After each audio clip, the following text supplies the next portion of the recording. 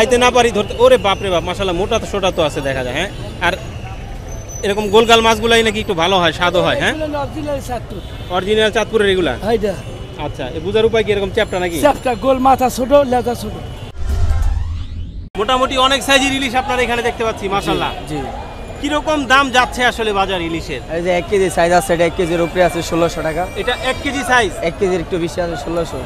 এটা আছে 1 কেজি 300, এটা আপনার 1700। এটা আছে 1.5 কেজির উপরে, এটা 1800 টাকা। আর এটা আছে 1000 টাকা কেজি, 700-800 গ্রাম।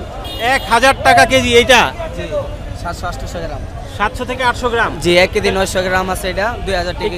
একটু উঠাবেন এটা। আচ্ছা, দেখেন 1 কেজি 900 গ্রামের মতো? জি, 1 কেজি। কত কেজি এটা? এটা আপনারা 1950 টাকা রাজেব।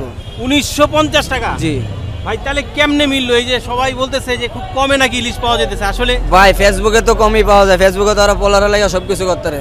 আমরা তো গাড়ি যায় আবার পাই না কমে। ওরা ফেসবুকে 250 টাকা কেজি জাটকা ইলিশ আছে, তো আমরা যায় পাই না ইলিশ। বিষয়টা এমন।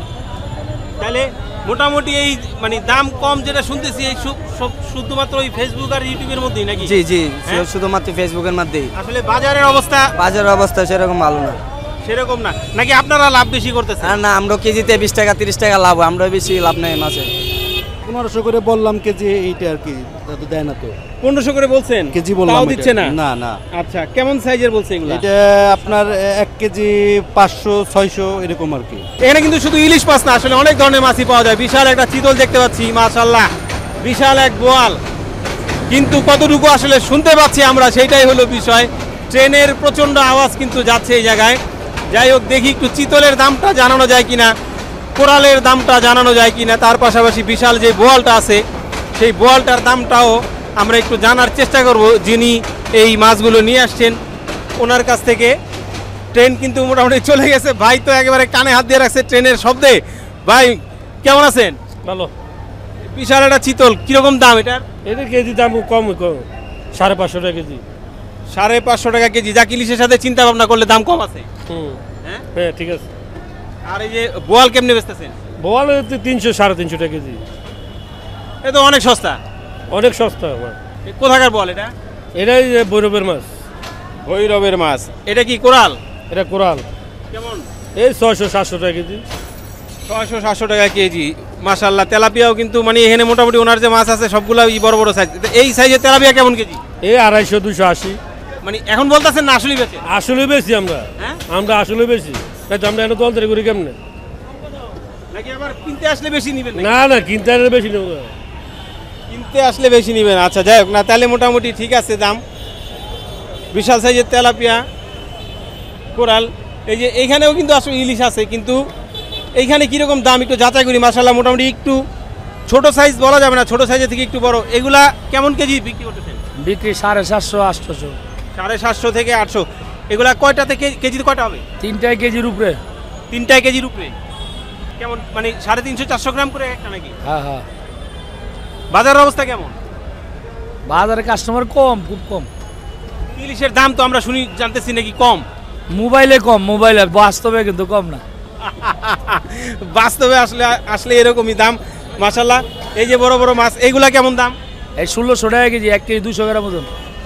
1 কেজি 200 গ্রামের মাছ 1600 টাকা। মাশাআল্লাহ, মাছ কিন্তু বেশ অনেক মোটা সোটা দেখা যাচ্ছে, এই যে দেখতে পাচ্ছি। মাছ দেখলে আসলে পছন্দ হবে, কিন্তু সমস্যা হচ্ছে যখন আপনি মানিব্যাগে হাত দিবেন তখন আর টাকা খুঁজে পাওয়া যাবে না, এটাই সমস্যা। সাইজ এটার একটু ছোট হইলেও মাছগুলি দেখতে খুব সুন্দর লাগতেছে। এই যে চোখ লাল চকচক করতেছে একদম। শুনলে ভাই, কেমন দাম এগুলা? এটি 1300-1400 টাকা কেজি। 1300-1400 টাকা। তো আমরা শুনি যে ইলিশের দাম নাকি ভাই কমে গেছে, আসলে না, এটির দাম কমে না, সব নিতে থাকা সাপ্লাই। হ্যাঁ, সাপ্লাই লয়ে যেতেছে। সাপ্লাই লয়ে যেতেছে বলতে? বিদেশে যেতেছে। তো এটা তো আগে শুনতাম আমরা যে দেশের বাইরে যাইতো, অন্য দেশে, আমাদের পাশাপাশি যে দেশ সেই দেশে চলে যেত। তো এখন তো নাকি এগুলো বন্ধ আছে, যার কারণে দাম নাকি একটু কম খাওয়ার কথা। অনেক নিতেছে ইউরোপ কান্ট্রি, এখন আবার ইউরোপ কান্ট্রি নিতেছে। তাহলে আমরা কি কমে ইলিশ খাইতে পারবো না? আমাদের দেশের জিনিস আমরাই খাইতে পারতাছি না, কি অবস্থা? এইসব দেখি। এই যে ভাই যেন আবার কি বলতেছে, আসলে ভাইয়ের কাছ থেকে একটু শোনার চেষ্টা করি। কি ভাই? অন্য বছরের চেয়ে মাছের আমদানি কম এবার, এই বছর অনেক কম। আচ্ছা।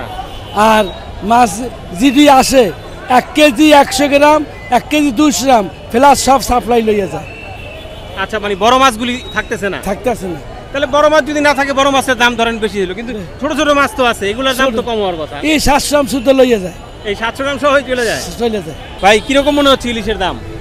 তুলনামূলক আগের থেকে একটু কম এখন, কিন্তু মানে তারপরেও আসলে আমাদের মতো যারা সাধারণ মধ্যবিত্ত আছি একটু বেশি বেশি মনে হইতেছে, আর একটু কমলে হয়তো আর একটু ভালো হবে। আর ওনারা তো আসলে বাজার যেরকম থাকে ওরকমই বিক্রি করে, ওনাদের তো কিছু করার নাই, যেভাবে কিনে নিয়ে আসবে সেভাবে বিক্রি করবে। কিন্তু আসলে যেখান থেকে ধরা হচ্ছে ওই জায়গা থেকে হয়তো সিন্ডিকেট না করে যদি একটু কম দামের ভিতরে থাকতো তাহলে আসলে সব মানে শ্রেণীর মানুষ ইলিশ মাছ খেতে পারতো। কেমন বিক্রি করতে পারেন দিনে, কত কেজি ইলিশ এখন? যে আলহামদুলিল্লাহ 70-80 কেজি মাছ বেশি যায়, এটা আপনি 750 টাকা কেজি নিলে 700 টাকা রাজি।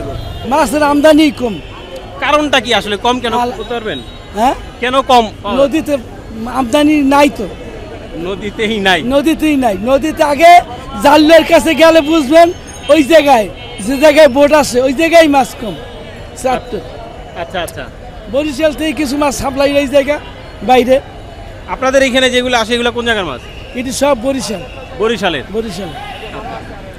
এই যে সবসময় তো এরকম টাটকা মাছ পাওয়া যায় আপনাদের টাটকা এখানে? মাছ সবসময় টাটকা মাছ, এটি সব টাটকা মাছ।